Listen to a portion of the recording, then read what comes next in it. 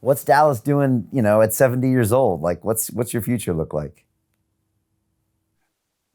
Well, for start, don't let me say I want to give you that quote at the end.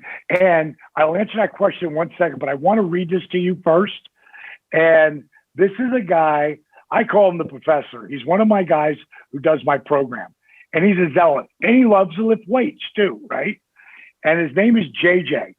And I reached out to him when I started to do the okay, now I need people who do the program to, give me their feedback of, okay, I'm screwing up here. Let me just look here. Comments. There is Jack comments. So I wanted to him to give me feedback along with these other 15 people I have doing the program. And he sends me this the other day. I told him, make sure you do the weightlifting. All right.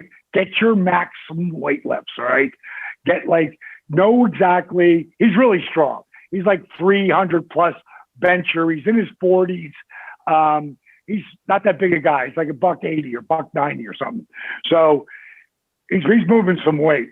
So I said, no weights, 90 days. Let's see what happens. He sends me this. He said, I've been lifting weights for 5 and doing DDPY 2 days over the last 2 years or so. Since Labor Day, I've done nothing but DDPY jacked every day, no weights. I did a midpoint lifting test yesterday. On my heavy sets, I lost no reps. He said during COVID, my alternative was light weights and high reps. I lost 2 reps over that time.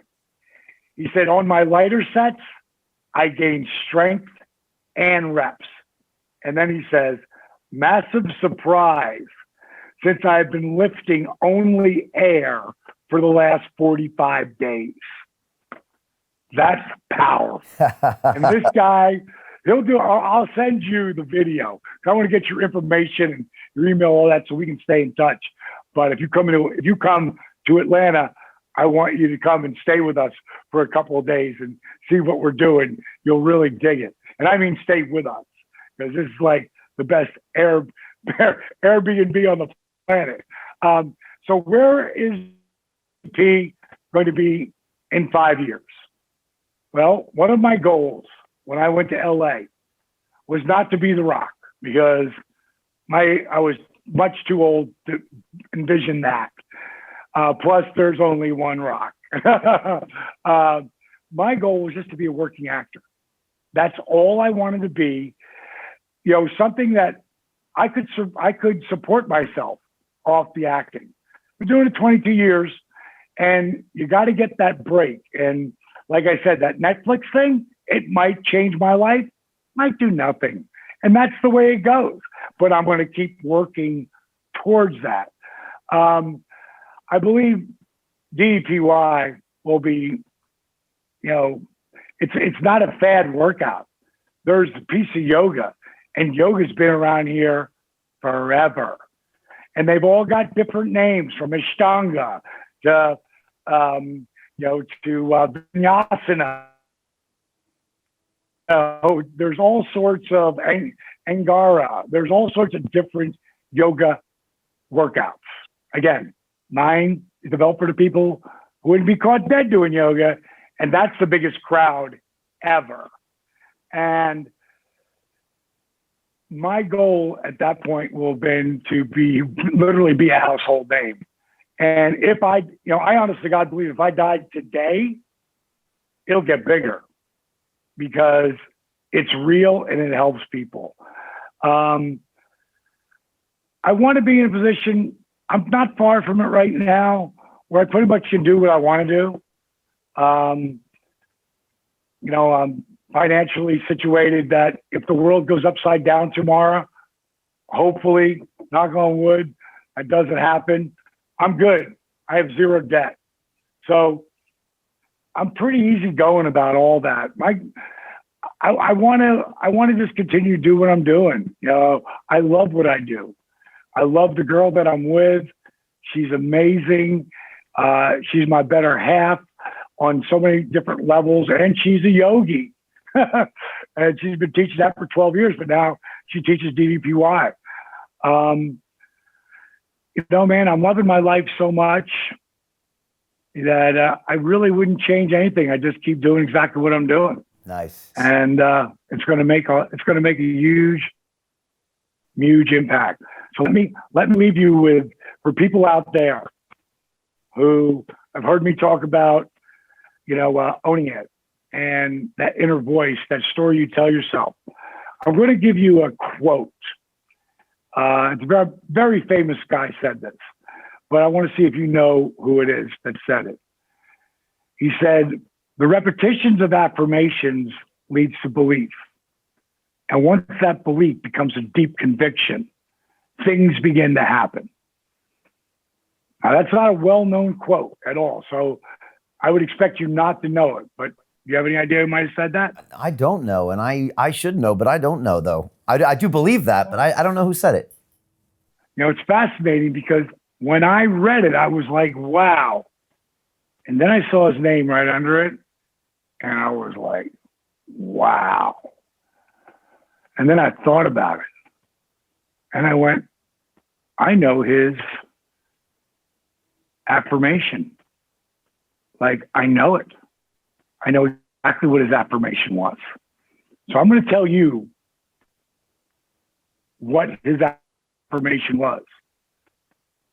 And you're going to know exactly who actually said it. Now, when you really think about that, like, what's the odds of that? That I knew his affirmation was as soon as I looked at that quote when I saw his name. And when I say it, you're going to know it. And 90% of the people will know it who are watching the show right now. So here's his affirmation. I am the greatest. I am the greatest of all time. I'm so pretty. Who is that?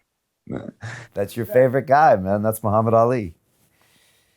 Like, what's fascinating about that, how did you know too?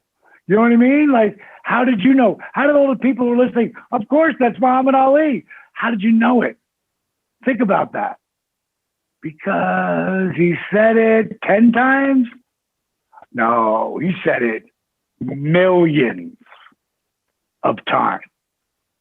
He was saying it when he was a kid.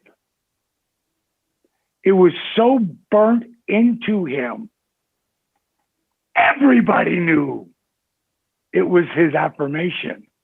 Now, if you can get to that, where people know who you are by what you say, that's powerful. That is super powerful. Bro, I've had an awesome time with you, and we got to get together and break some gluten-free bread and